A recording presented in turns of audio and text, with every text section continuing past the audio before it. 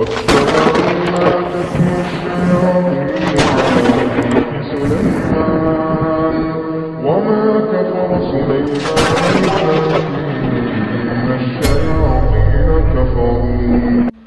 alaikum wa rahmatullahi wa barakatuh, barakallahu fikum ikhwan. J'espère que kulchi mzien, la baisse khalik, kulchi bekher ikhwan.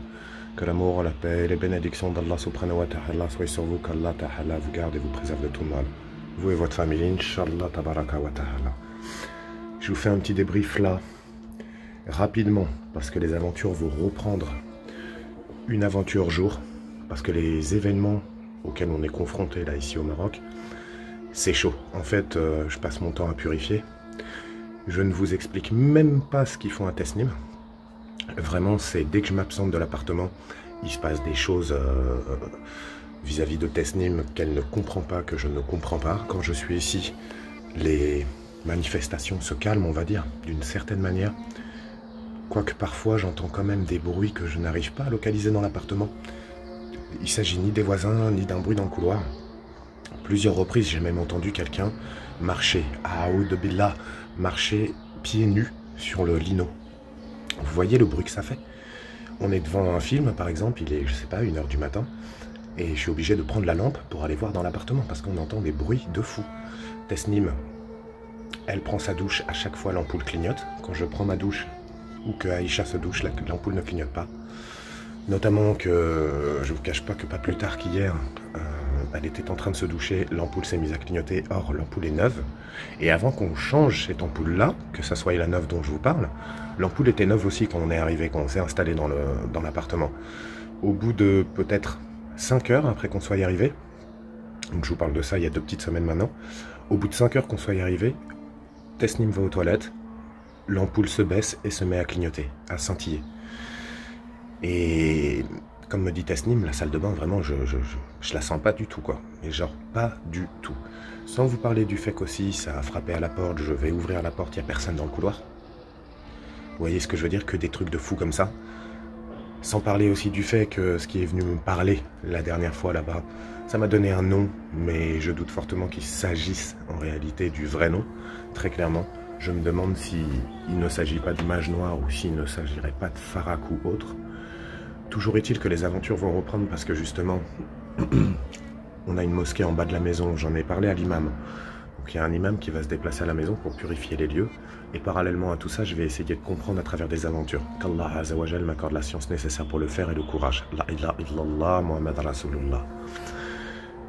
Pour le moment, c'est pas vraiment agressif.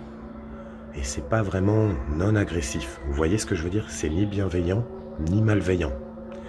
Juste ça opère, si vous voulez, des activités paranormales qui, bah même si elles paraissent moindres et qu'elles paraissent, si vous voulez, infimes comme activité, au niveau du psychologique, ça travaille. Ça travaille parce qu'on se demande qu'est-ce qu'on peut faire, on se demande concrètement pourquoi, et on se demande surtout par-dessus tout qui, et dans quelles conditions. Vous voyez ce que je veux dire, Erwan? Donc je vous cache pas que à partir de ce soir, je vais commencer à reprendre les aventures. Parce qu'en fait, pourquoi je les ai pas repris? Pour une simple et bonne raison, Erwan. C'est que les activités ne s'arrêtent réellement jamais. C'est-à-dire qu'hier, on s'est endormi. Je me suis réveillé aux alentours de 5 h du matin pour aller aux toilettes. Et la porte de 7, encore ouverte. Là, elle est là, la salle de bain, Erwan. Et notre chambre, elle est juste là. Sans vous parler du fait qu'hier Tesnim m'appelle, j'étais parti faire des courses. Elle me dit la lumière s'est mise à clignoter, je suis sorti de la douche en urgence. Je lui ai dit, tu ne pries pas dans la salle de bain, tu fermes la porte, tu pries, tu te protèges, tu te renforces. C'est ce qu'elle a fait, je suis rentré Erwan 2 minutes après. La porte était de nouveau entrouverte. Comment vous expliquer? C'est-à-dire qu'on ferme la porte, il la rouvre tout de suite.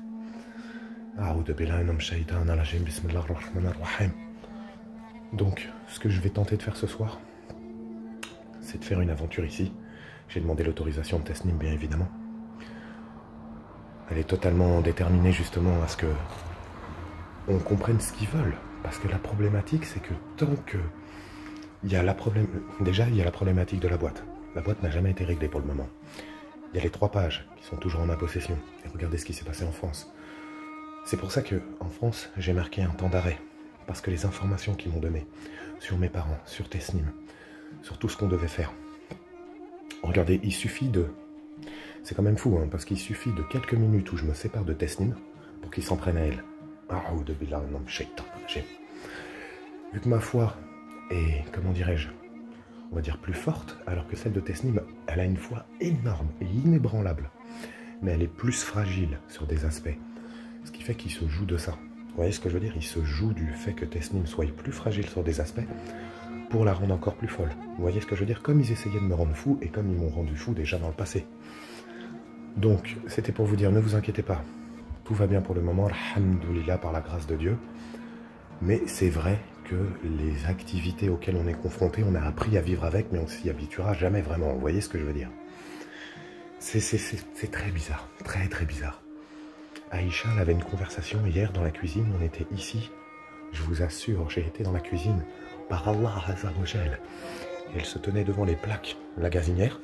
Elle regardait comme si un adulte se tenait devant elle, et elle était en train de parler, et elle essayait de tendre un jouet.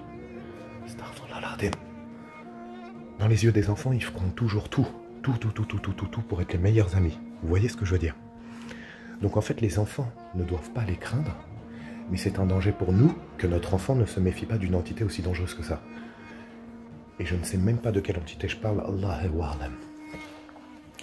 Donc écoutez, Erwan, c'est la raison pour laquelle du coup, j'ai fait un petit temps de pause entre la France et ici. Parce que j'avais besoin déjà d'établir, de savoir. Parce que ce qui est venu me voir dans le couloir, ce qui m'a poussé, ça chuchotait. Ça me dit que je suis pas au bon endroit, qu'il faut que je cherche. Vous voyez ce que je veux dire? Ils sont toujours en train de rentrer dans notre tête pour nous mettre des idées fixes qui vont nous égarer clairement des vraies réponses qu'on cherche. La ilaha illallah, Muhammad Rasulullah, Allahumma salli ala Muhammad wa ala Muhammad. Ici, dans la région, j'ai trouvé 4-5 lieux abandonnés que je compte aller faire. Avec Tesnim, si elle le souhaite, Allahu A'lam, ou en solo. Essayez de comprendre ce qui se passe. Vous voyez? Parce que, regardez, ça va être très simple. La dernière aventure que vous avez vue, excusez-moi, Erwan, celle du couloir, justement. Le sceau de Suleyman alayhi salam. Bismillahirrahmanirrahim.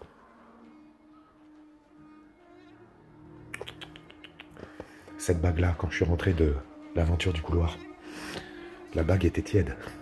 Elle était tiède, Erwan.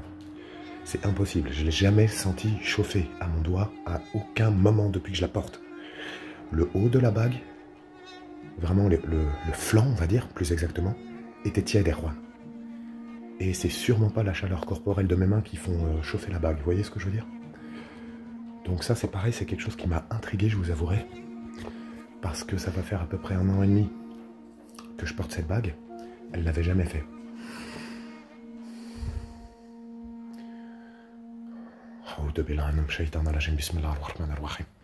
Donc ne vous inquiétez surtout pas, les aventures vont reprendre parce qu'il va falloir qu'on boucle la boucle. Il va falloir qu'on comprenne aussi parce que ça peut être quelque chose qui suit Tesnim spécifiquement, comme ils m'ont mis au courant, comme ils nous l'ont dit, comme ils m'ont prévenu à maintes et maintes reprises.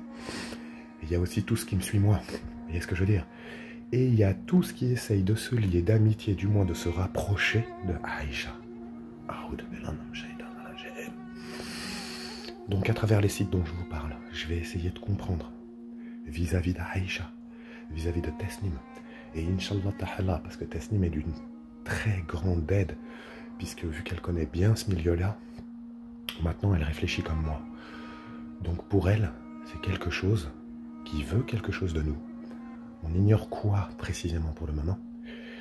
Et la grande question qu'on se pose avec Tesnim, c'est qu'est-ce que nous on attend d'eux? Vous voyez ce que je veux dire? Parce qu'à chaque fois qu'ils sont venus pour nous tourmenter, avec tout un tas d'idées et tout un tas de trucs fous, et bien quand même 90% des choses qu'ils ont dit se sont réalisées. Wallah, que ça soit pour moi, pour Tesnim, pour Aïcha, même pour les événements qui se sont déroulés à travers les aventures.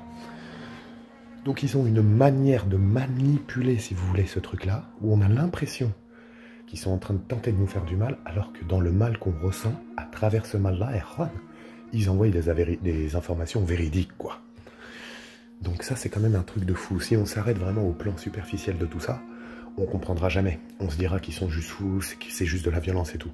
Mais s'ils le font, c'est uniquement avec l'autorisation d'Allah. Ça veut dire qu'Allah Ta'ala autorise à ce que cette puissante magie s'opère dans un but très précis. Puisque la magie est totalement proscrite. Je cherche protection dans les paroles parfaites d'Allah Azzawajal contre le mal des êtres qu'il a créés. Donc je vous avouerai que là, il est 8h30 du matin. Je ne vais pas vous cacher, je me suis réveillé. Il y avait du bruit dans la cuisine, Erwan. Ça faisait des bruits de couverts et tout.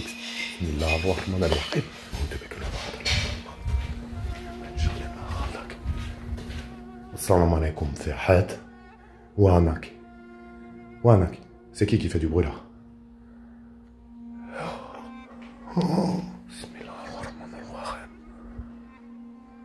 أعوذ بكلمات الله التامات من شر ما خلق لا إله إلا الله محمد رسول الله اللهم صل على محمد وعلى محمد.